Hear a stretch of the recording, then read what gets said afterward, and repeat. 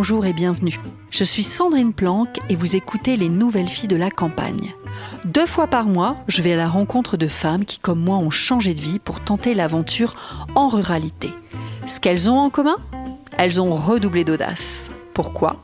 Eh bien, en allant vivre à la campagne, et comme si ça n'était pas déjà un sacré défi, elles ont changé de métier, développé une nouvelle activité, un projet, une passion, voire adopté un nouveau mode de vie. Grâce à nos échanges, je vous révèle tout de leur arrivée en ruralité, de leur projet de départ, leur intention, de leur nouvelle vie qui les a transformées, de leur joie et par moments de leurs craintes. Je vous offre des témoignages motivants, rafraîchissants, qui vous feront, je l'espère, sourire, plaisir et peut-être vous donneront envie de sauter le pas ou simplement d'y réfléchir. Maintenant, je vous emmène dans ma campagne. Aujourd'hui, c'est un jour un petit peu spécial puisqu'on enregistre un épisode pour le Podcaston. Le Podcaston, c'est un événement national, donc lié au podcast, bien entendu, qui met en valeur, on va dire, des initiatives, les projets des podcasteurs et podcasteuses indépendantes. Et ces podcasteurs et podcasteuses mettent en valeur des associations, coup de cœur, qui font sens avec leur podcast. Entre autres, c'est mon cas, puisqu'effectivement, entre les Nouvelles Filles de la Campagne et l'association 100 pour 1, je pense qu'on peut dire qu'on a en commun les femmes, je pense qu'on peut dire qu'on a en commun le local, le territoire, l'engagement. Tout à fait. Donc aujourd'hui, enregistrement spécial pour le Podcaston et pour l'association 100 pour 1. Comment on s'est rencontrés avec l'association 100 pour 1, même si j'avais déjà entendu parler de cette association, c'est grâce à l'association Ça roule pour toi, avec qui j'ai fait un épisode l'année dernière, grâce à Anne et à Christine. Vous êtes venus vous présenter au Polissonne, le café associatif qu'il y a sur Saint-Paul-la-Roche. Voilà, je vous ai découverte là, et quand je vous ai entendu parler de l'association, je me suis dit, mais c'est elles en fait qui auront leur place au Podcaston pour les Nouvelles Filles de la Campagne cette année. Voilà comment on s'est rencontrés, il y a quelques semaines finalement, et quand je vous ai proposé le projet, elles étaient enthousiastes, elles avaient le sourire, et elles m'ont dit quasiment tout de suite oui. Est-ce que je dis la vérité, Catherine ? Oui, tout à fait. Ça s'est passé comme ça, de façon tout à fait spontanée. Et nous avions envie de parler de notre association parce qu'il s'y passe plein de choses qui sont enrichissantes à tout point de vue. Voilà. Alors on démarre comme ça ? Tout à fait. Alors on va se dire bonjour Catherine. Bonjour Sandrine. On va commencer par quelque chose de très très simple finalement. Est-ce que tu peux te présenter déjà toi en tant que femme, tout simplement. On va pas encore parler de l'association, ça ce sera la deuxième question.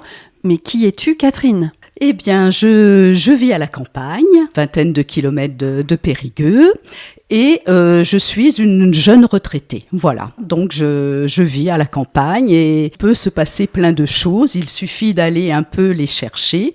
Et entre autres, il y a effectivement une vitalité associative qui me semble quand même bien réelle. Tu es native de la Dordogne ?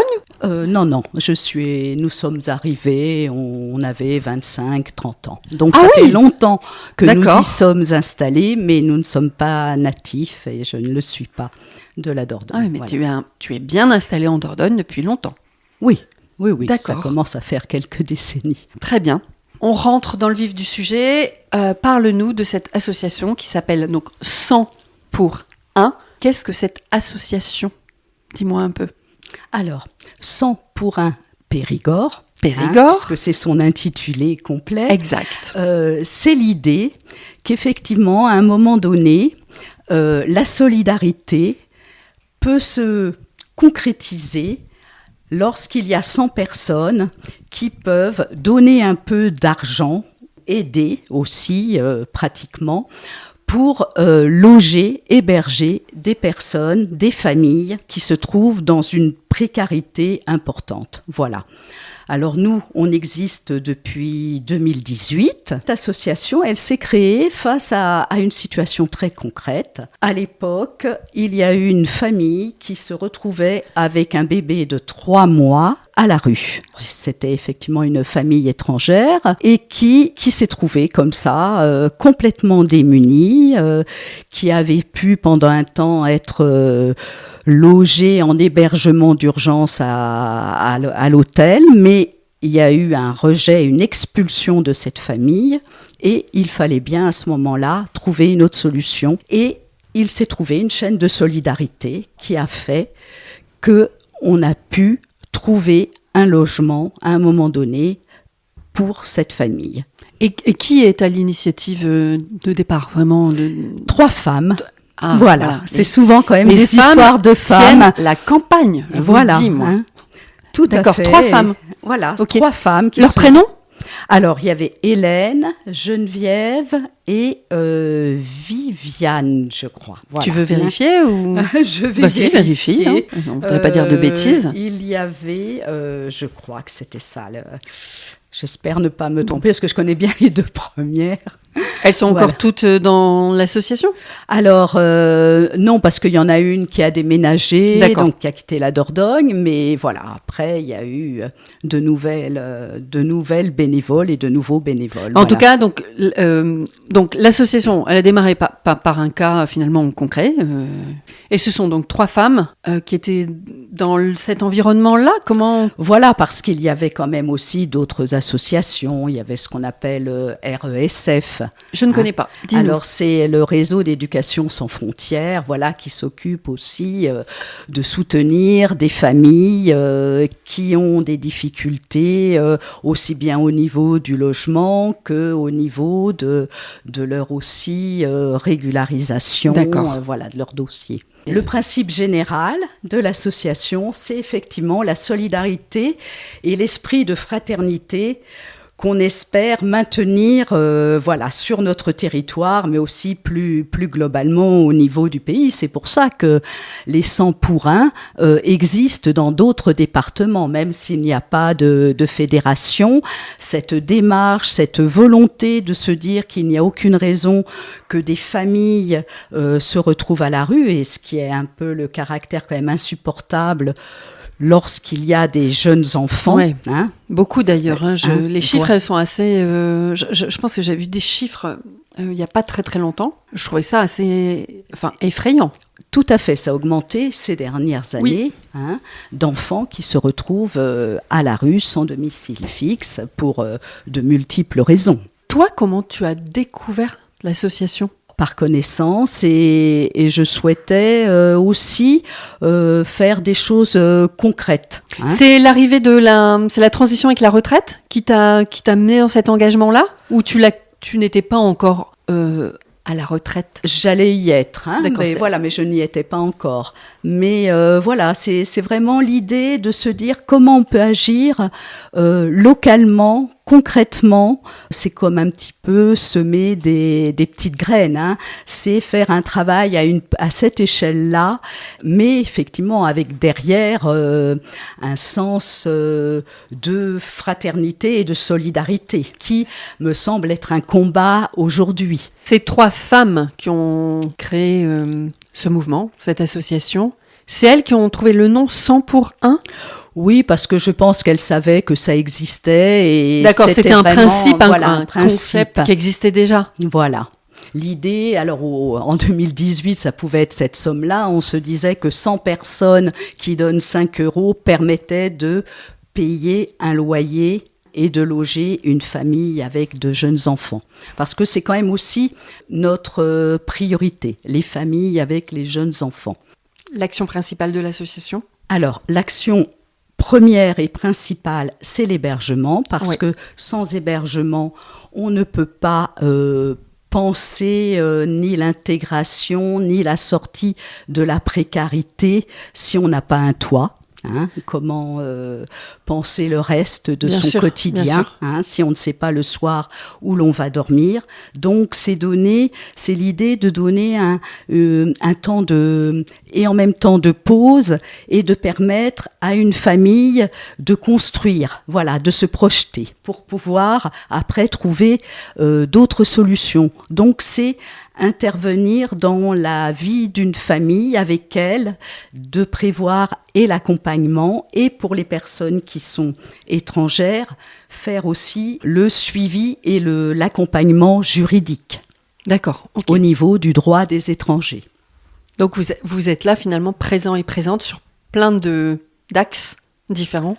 Pour ces familles, voilà, quand même. l'accompagnement, l'hébergement, l'accompagnement.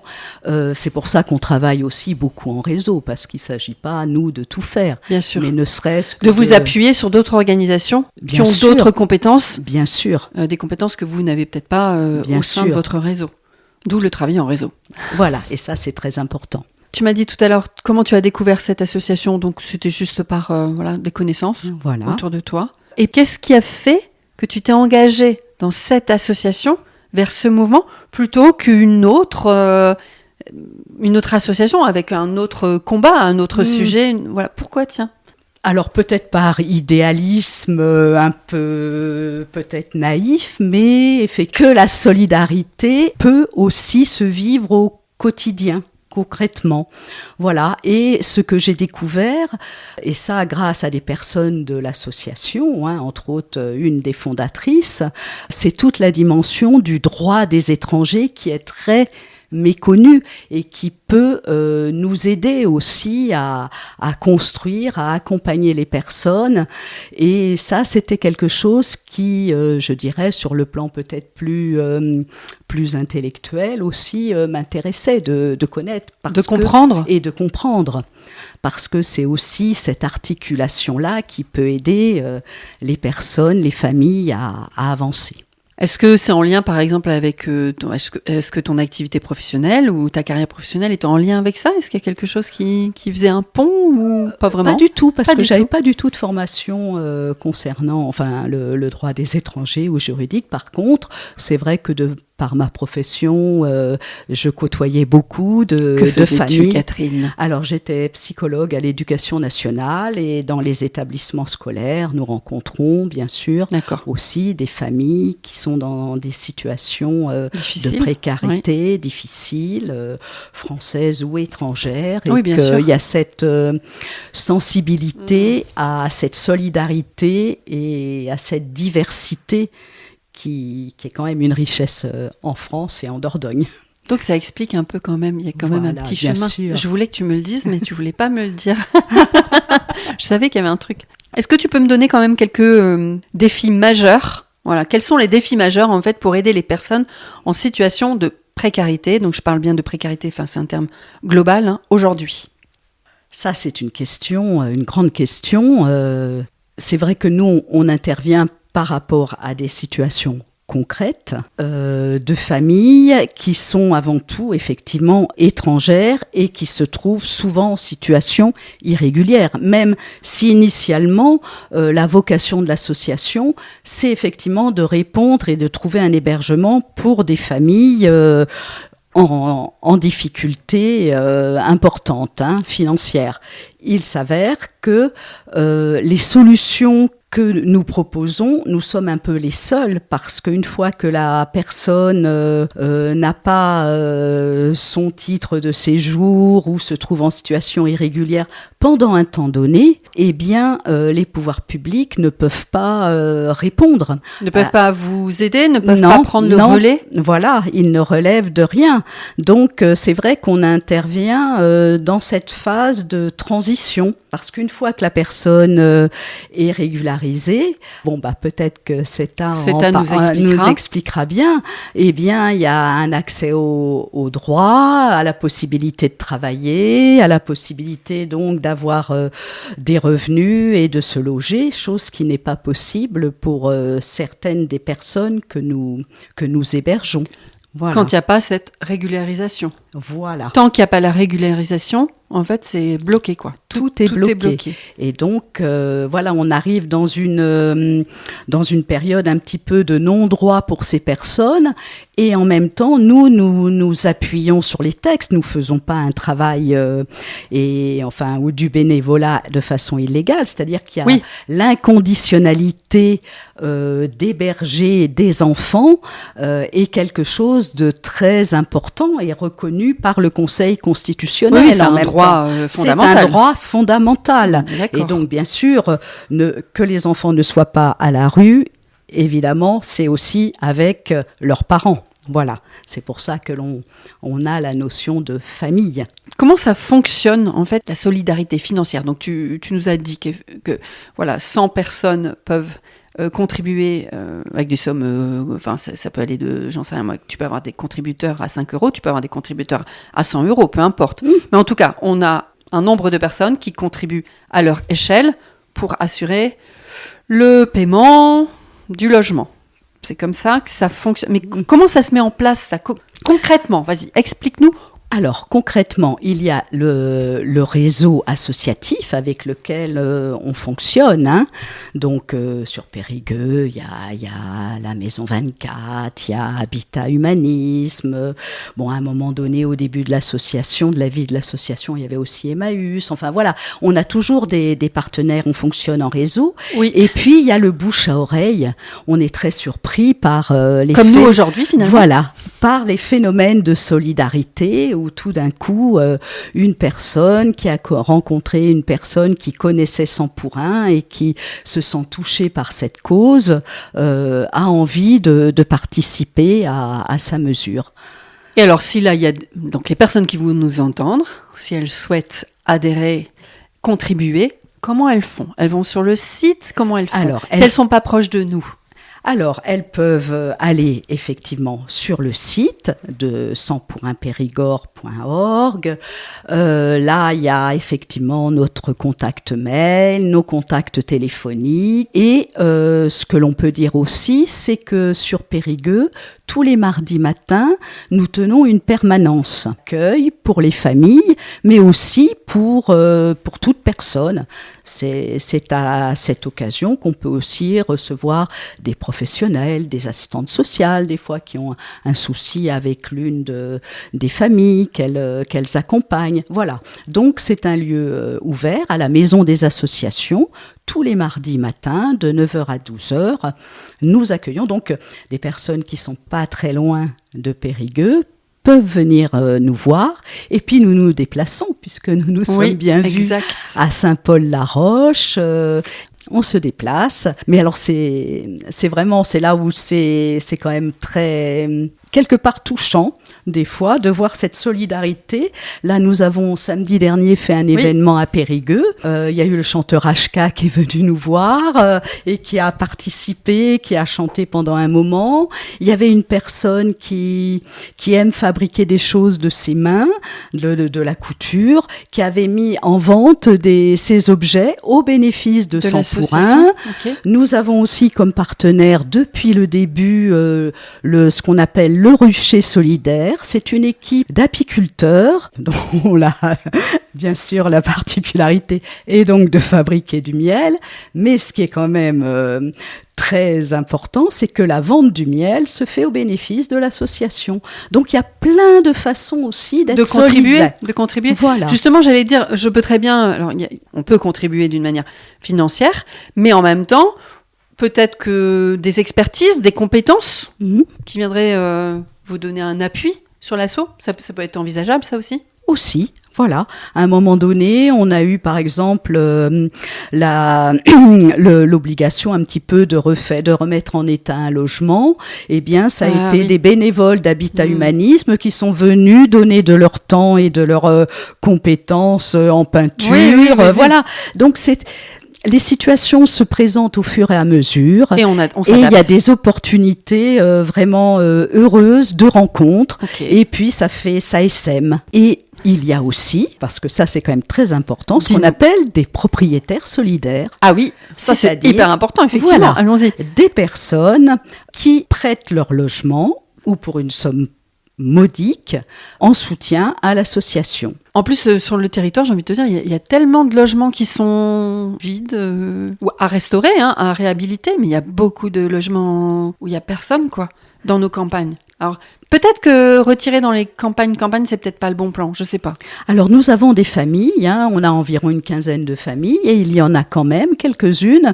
Bon, évidemment, la majeure partie se trouve sur Périgueux, mais il y en a à la campagne. Il y a eu à Mialet, à Grain-Bordas, voilà. Donc, c'est envisageable. Parce que ça a été la démarche et la volonté aussi de maires de communes. Voilà, qui ont dit, on a un logement à disposition. Donc là, on peut faire un message aussi aux maires des communes. Tout à fait. L'Association des maires ruraux de France, si vous nous entendez.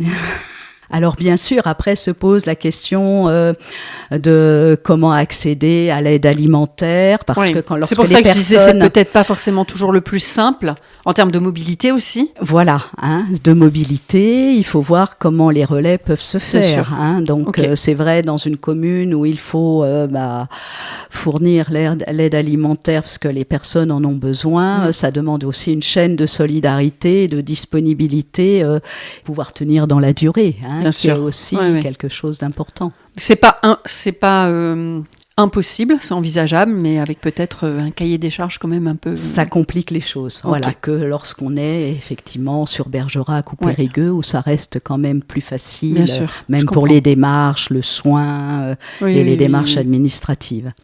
Est-ce que tu souhaites nous parler... Non, c'est pas est-ce que tu souhaites, tu vas nous parler des actions du quotidien, finalement. Par exemple, toi, ton rôle, comment tu officies dans cet asso, quelles sont les actions qui sont mises en place au quotidien, et toi, comment tu vis ça, comment tu te mets en mouvement là-dedans? Alors déjà, ce qu'on peut dire, c'est qu'on fonctionne en conseil collégial. Là aussi, c'est une volonté, c'est-à-dire que nous sommes 6 personnes qui appartenons à ce conseil et on se répartit les tâches qui se discutent ensemble. Et le fonctionnement que l'on peut avoir vis-à-vis des familles, c'est effectivement qu'il y a à chaque fois 2 personnes référentes pour suivre et accompagner les familles. Donc ça peut être aussi bien donner un peu les codes, parce que quand on arrive quelque part, on ne connaît pas toujours les codes, ne serait-ce que pour envisager des activités pour les enfants, le rapport avec l'école, enfin il y a plein de choses très concrètes. Au niveau du logement, quand il y a un souci, on est le relais avec le propriétaire, parce qu'il faut savoir que c'est nous qui signons le bail et on se porte garant, et ça c'est aussi très important, aussi bien du côté de la famille qui sait que pendant un temps donné, ça va être un moment où ils vont pouvoir se poser, et aussi une sécurité pour les propriétaires ou les communes qui nous mettent à disposition leur logement. Voilà. Donc, 2 personnes, 2 référentes, une famille. Voilà. Toi, aujourd'hui, tu es référente de combien de familles ? Je crois de 5 familles, voilà. Ah oui. C'est pas mal, 5 familles déjà, non ? Oui, je crois. On va pas au-dessus. Non. 5 familles à accompagner. Voilà. Oui, c'est pas mal. Et mais en même temps, c'est très enrichissant d'être dans ce contact-là. Et le fait d'être 2, ça permet aussi de se relier. S'appuyer aussi l'une sur l'autre. Voilà, parce qu'on a aussi notre vie à côté, bien sûr. Et je participe à la permanence juridique que nous tenons le mardi matin. Donc ça, c'est quelque chose, il y a un roulement. Il y a la personne, je pourrais dire l'experte, parce que c'est les termes maintenant qu'on emploie aujourd'hui, concernant le droit des étrangers qui est à chaque mardi. Chaque permanence. Et donc, à chaque permanence, et donc nous relayons, voilà. Et c'est un moment en même temps et de rencontre aussi avec les familles, mais pas forcément des familles qu'on héberge, ça peut être aussi des familles ou des personnes individuelles. On peut très bien être une famille ou une femme avec des enfants et venir à cette permanence pour demander des conseils, un accompagnement spécifique sur un point, c'est ça ? Voilà, tout à fait. D'accord, mais pas être forcément inclus dans le dispositif. Dans le dispositif, c'est bien, tu as mis le mot avant que je cherche le mot. Ok. Et il y a un 3e volet aussi qui est nous faire connaître. Et donc, nous faisons des événements comme on a fait samedi dernier. Des podcasts. Voilà, des podcasts. Enfin, un podcast. Voilà, le premier d'une longue carrière, peut-être, pour Catherine. Tenons un stand sur les marchés. Je crois qu'il y en a même eu un à Thiviers aussi. Je pense, voilà. Alors, parce que nous travaillons aussi bien avec les personnes, les associations, mais aussi, bien évidemment, les comités de soutien qui soutiennent les familles, parce que nous ne sommes pas seuls à porter ces familles. Ça, c'est bien important. C'est quoi le comité de soutien ? Eh bien, à un moment donné, il y a une famille et il y a des personnes qui la connaissent et qui ont envie de l'aider. Et donc, de prévoir quelque chose, et se forme le comité de soutien, le collectif, autour de cette famille. Et c'est pour ça qu'il y a énormément de personnes qui gravitent autour de Sampourin. Moi, je pourrais être une personne qui anime un comité de soutien avec les gens de mon entourage pour soutenir. Oui, tout à fait. Très et bien. donc, il y en a à Bergerac, il y en a à Périgueux, il y en a à Thiviers, il y en a dans plein d'endroits, et puis même des personnes isolées qui soutiennent notre cause et qui financent, qui donnent quelque chose.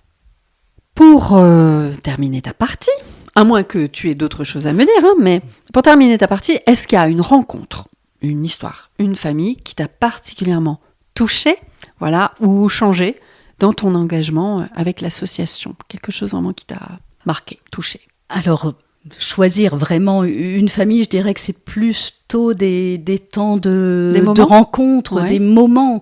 C'est vrai que, parce qu'on est dans des rencontres humaines, et ce que l'on ne comprend pas toujours, enfin ce que moi je ne comprends pas toujours, c'est effectivement la défiance que l'on peut avoir par rapport à ce que peuvent dire ces personnes au moment où elles demandent asile. Et quand on les connaît un peu, alors bien sûr, on peut jamais dire que à 100% les personnes qui demandent l'asile en France, ont toujours que des bonnes intentions, mais enfin, on ne quitte pas son pays avec tous les risques que ça comporte, avec ses enfants, parce que c'est vrai que nous rencontrons des familles, mais aussi souvent des femmes seules avec des enfants en bas âge.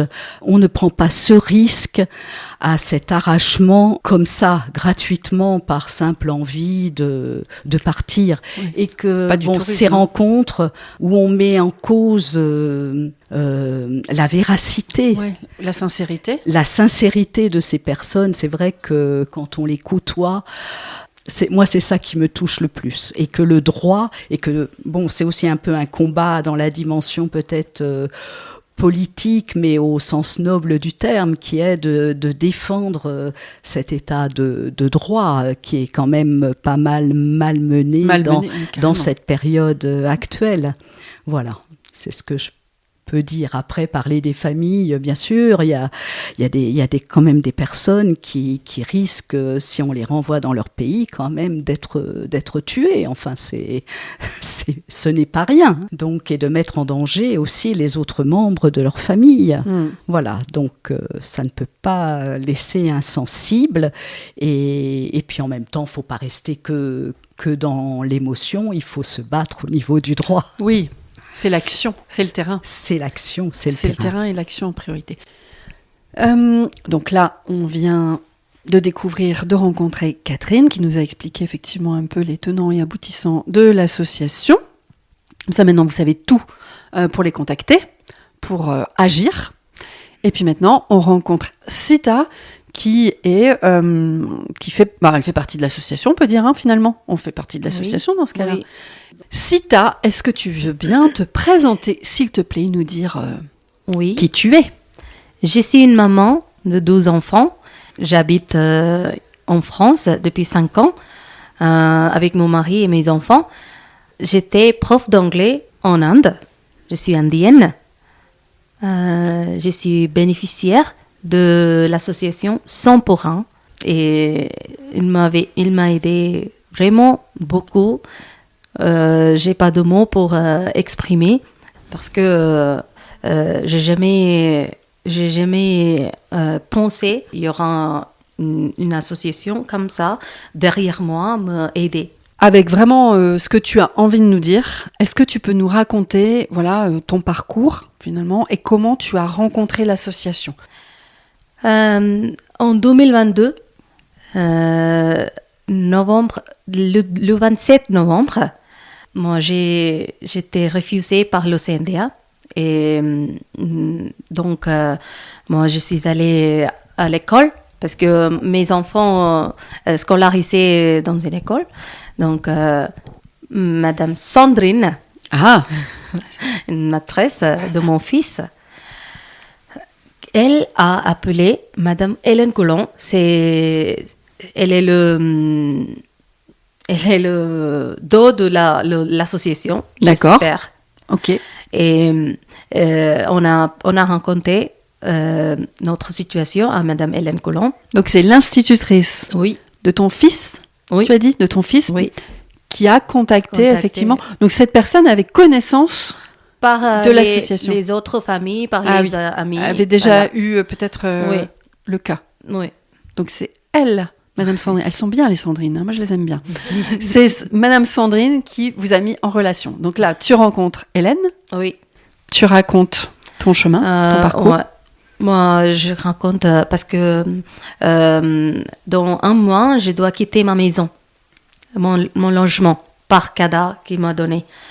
Donc, avec mes enfants, mon mari, comment, je sais pas où je vais. J'ai pas d'idée pour loger.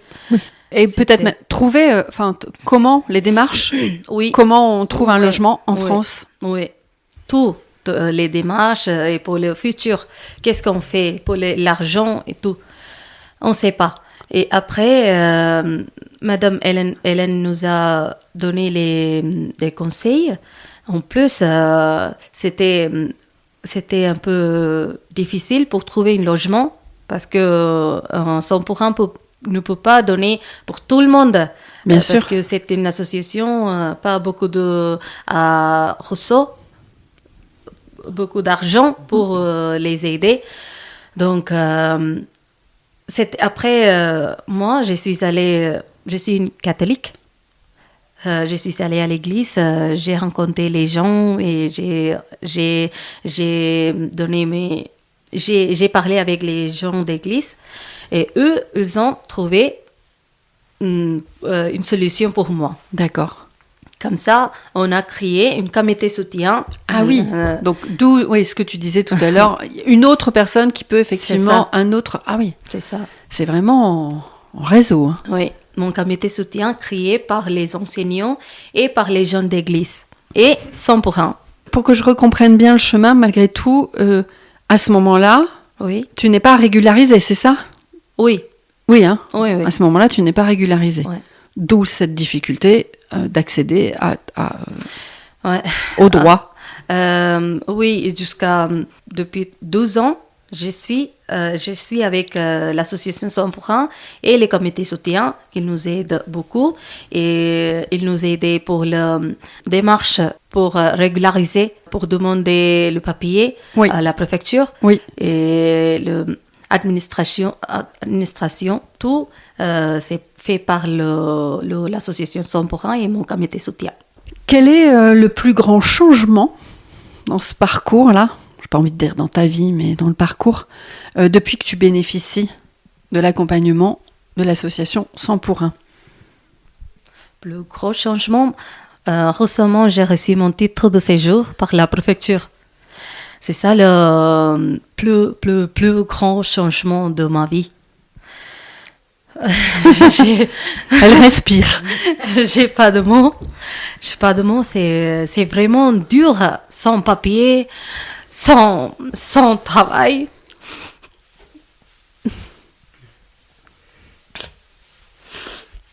Tu veux que j'aille chercher du champagne, Sita? Oui, parce qu'on va le fêter, ça. On va le fêter. Ça Ah oui. aussi. Ah bah vous m'invitez. Oui. Quand tu reçois ces papiers, ça veut dire que c'est pour la famille? C'est une question un peu par con, mais... personne. Mon mari et moi, on a reçu notre papier. C'est ça la question? Oui. Pour les enfants, je crois que ça va automatiquement. Ça aussi, c'est le 100% va le faire. Je ne sais pas qu'est-ce qu'on va faire ensuite.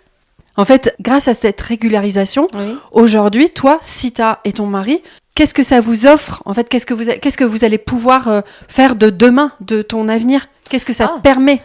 Tous les portes sont ouvertes. Quand j'ai reçu parce que, par exemple, l'année dernière, moi, j'aime pas rester à la maison comme ça. Je veux bien sortir tout le temps. Et je suis bénévolat par plusieurs associations aussi, mon mari aussi. Donc, l'année dernière, une amie m'avait dit, je peux faire une formation de BAFA. Et j'ai commencé avec quelqu'un, quelques associations. Quand j'ai commencé, ça va, ça y est, ça continue. Après, pour le stage pratique, la porte est fermée. Mais là, maintenant, elle est ouverte. Là, maintenant, toutes les portes sont ouvertes. Ok, Oui. donc là, déjà en termes de possibilités de Oui. formation, de travail. Travail, oui. Moi, je travaille avec...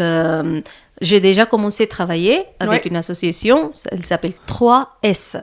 C'est une association pour soutenir les gens qui trouvent travail et Ouais. faire leur formation.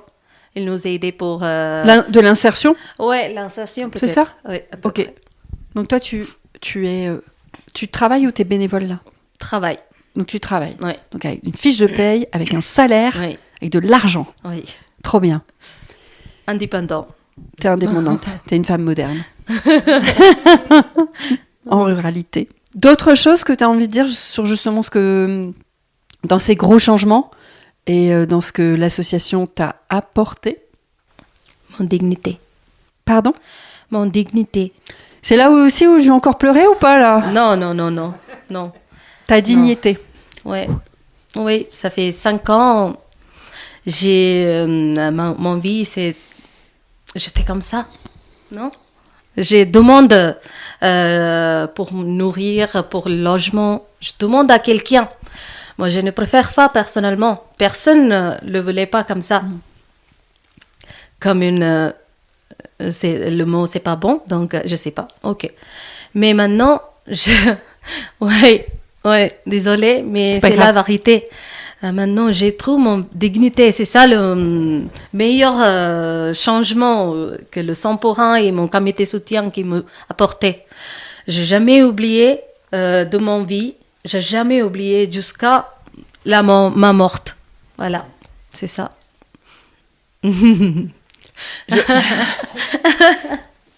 Oui. Tape dans ma main, Sita. Donc là, finalement, tu viens de me répondre, hein, au-delà du logement, quels soutiens t'ont été apportés.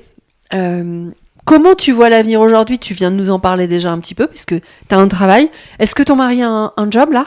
Oui. Et alors lui, comment ça se passe pour lui? Oui, lui aussi, il travaille. Il travaille avec une entreprise, Saleron, il s'appelle. Il est technicien de clim. Donc, il tout de suite trouve un travail. Les enfants doivent être contents, Ouais, non? ils sont très contents. C'est vrai que l'impact pour les enfants, enfin tout ce changement, Ah ouais. pour les enfants, c'est Ouais, hyper ouais, important. Ils ont quel âge, tes enfants? Ma fille, elle a 11 ans et demi.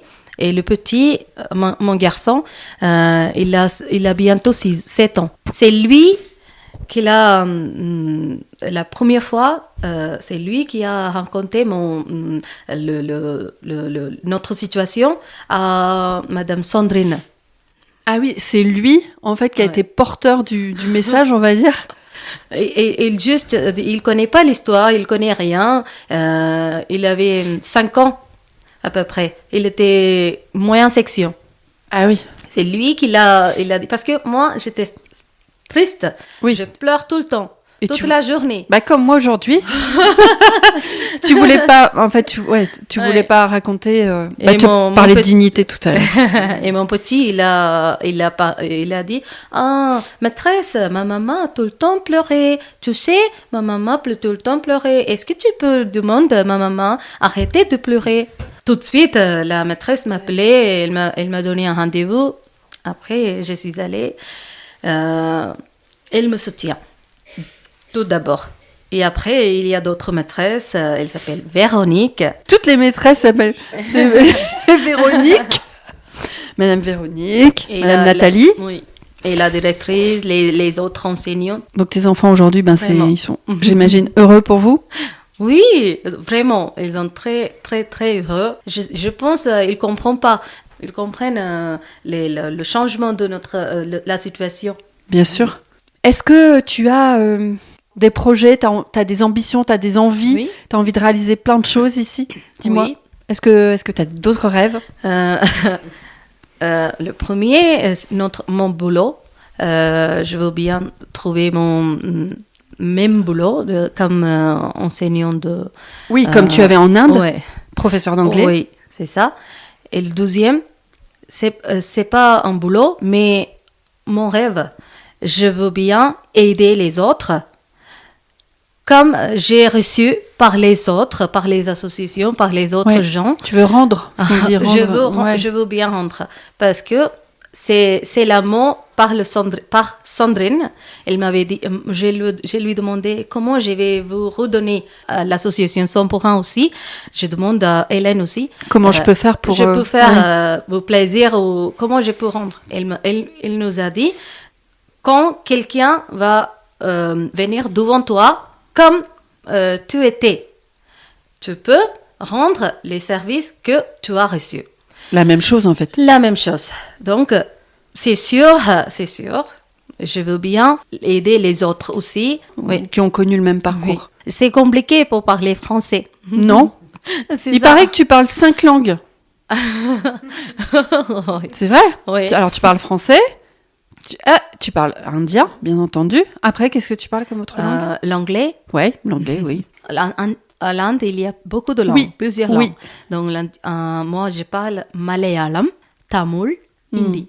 Est-ce que tu veux bien me dire une phrase De alors, dans le dialecte que tu préfères? De Oui, mon langue. de ta langue. Allez. J'adore les podcasts, Sandrine. Ah oui, j'adore les podcasts, Sandrine. Allez, en indien. ഞാൻ പോഡ്കാസ്റ്റ് സന്ദ്രിൻ്റെ ലൈവ് വളരെയധികം ഇഷ്ടപ്പെടുന്നു. Merci. Donc, dans les projets, les rêves, donc effectivement, ton travail, Oui. voilà, et puis pouvoir apporter ce qu'on t'a apporté, toi, au sein de l'association. Oui. D'accord, très bien. Qu'est-ce que tu dirais aux personnes, effectivement, qui hésitent à aider ou à s'engager dans l'association? S'il vous plaît, derrière cette association, il y a beaucoup de familles, beaucoup d'enfants qui voulaient vraiment besoin d'aide, soutien. Donc, si vous pouvez aider et donner cette association, soutenir cette association, s'il vous plaît. J'ai pas d'autres mots, mais moi, je suis une bénéficiaire par cette association. Et ils nous aident pas seulement pour l'argent, moralement aussi, ils nous aident. Donc, n'hésitez pas à aider et donner votre coup de main. Merci. Oui, c'est vrai que c'est pas qu'une histoire de financière, c'est aussi une histoire Oui. d'accompagnement, Oui, voilà, on- par plein d'autres formes. c'est Il ça. n'y a pas que la notion d'argent, c'est Oui, c'est ça. plein de formes différentes. Merci, Sita. La dernière. Est-ce que toi, justement, dans ton parcours et après ta rencontre avec cette association et toutes ces personnes, Oui. tous ces bénévoles, est-ce qu'il y a un moment ou une rencontre avec quelqu'un ou un événement qui t'a marqué plus qu'un autre, qui t'a vraiment touché? Oui. Merci. Moi, je ne connais pas tous les bénévoles dans cette association. Je connais personnellement Madame Hélène Coulon. Oui, parce que c'était elle. C'était ta référente? Oui. C'est ça? J'espère. Oui. Oui. Oui. Ok. Tous les bénévoles sont comme ça. Moi, je trouve Hélène, elle est encore, comment on dit, physiquement, elle est âgée. Alors, tu veux dire qu'elle est âgée, c'est une dame âgée, mais elle est encore très en forme, c'est ça que tu veux dire? Oui, très Très dynamique. connectée dans sa tête. Oui. Moi, je trouve, elle travaille sans rémunération. Elle travaille,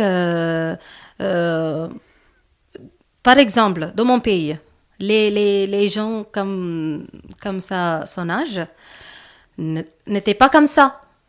Elle oui. était très active. Donc les personnes âgées Oui. dans ton pays Oui. ne travaillent plus. Ils ne travaillent plus, ils ont resté dans le canapé et ils ont pas Prend tout des le couronnes monde. de fleurs.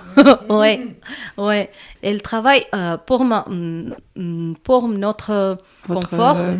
Pour leurs droits. Ouais. Et par exemple, quand on a avant de déposer notre dossier, on n'en a pas beaucoup de temps pour déposer notre dossier. Il y avait 3 jours. Dans 3 jours, elle travaille de matin Non-stop. non-stop jusqu'à minuit. Elle pas donne de tout. mots. J'ai pas de mots, hein. J'ai pas de mots vraiment. Elle travaille comme ça. Tous les jours, moi et mon mari, je parle. Oh, quelle active elle est, quelle sportive elle est. Parce que physiquement, peut-être elle est malade, mais elle travaille avec le souriant. Ouais. Toujours, c'est ça le bon mot. Et avec le souriant toujours. J'ai jamais oublié sa visage. Voilà, c'est ça j'ai jamais oublié. Tu n'oublieras jamais son visage. Oui, les jeunes d'église. Je veux bien remercier pour eux aussi, parce que eux aussi ils ont âgé. C'est pas vieille, mais ils ont âgé. Mais ils sont pas vieux, mais ils ont âgé. Senior. Ok. D'accord. Mais ils nous aident beaucoup aussi. C'est ça, ils s'appellent comité soutien. C'est sans comité soutien, sans 100%, je ne peux pas être là. Tu ne serais pas à mon micro. Oui, c'est ça. Bon, alors merci à eux. Pour terminer, j'ai une question. Alors, je voulais juste te demander ce que tu pensais de la Dordogne, du Périgord, et est-ce que tu aimais la vie ici? Oui. Qu'est-ce que tu préfères? Quelle est la chose que tu préfères? Quelle est la chose, ou les choses que tu préfères en Dordogne? Cette vie dans la nature, en campagne? La nature et une vie très calme. Moi, en Inde, j'habite dans une grande ville et aussi sans sécurité pour les enfants. Oui. Ici, je trouve vraiment mes enfants, ils sont tranquilles. Ils peuvent aller à l'école toute seule, ils peuvent rentrer toute seule. Ma fille, ma maman, elle m'appelle toujours. Fais attention, tu dois aller avec elle, tu dois avec... Maman, tu n'as pas vu le Périgord. Voilà, c'est ça. Donc, elle est vraiment très sécure ici. D'accord. Je trouve. Et ça te rassure? Oui, ça te rend heureuse? Ouais. Donc ça, c'est quelque chose qui te rend heureuse ici? Oui, et on est tranquille ici. On ne voulait pas changer cette ville. Je veux bien rester ma vie ici en Périgord, je ne sais pas. En Dordogne. En Dordogne. Ok. C'est une jolie vie. Merci Sita. Est-ce que tu veux terminer avec une phrase, un mot, quelque chose pour terminer le podcast ensemble? Est-ce que tu as envie de dire quelque chose avant qu'on se dise au revoir? Merci beaucoup. C'est ça un grand mot, je veux bien vous dire, pour tout, pour les Françaises. Voilà. Parce que... T'as dit les Françaises? Oui. Pour les femmes? Les alors? Français. Ah, non, bah merde, moi j'étais là, les femmes. Ouais, ok, on les oublie pas, les hommes. Okay. Merci beaucoup pour tout le monde. Merci Sita.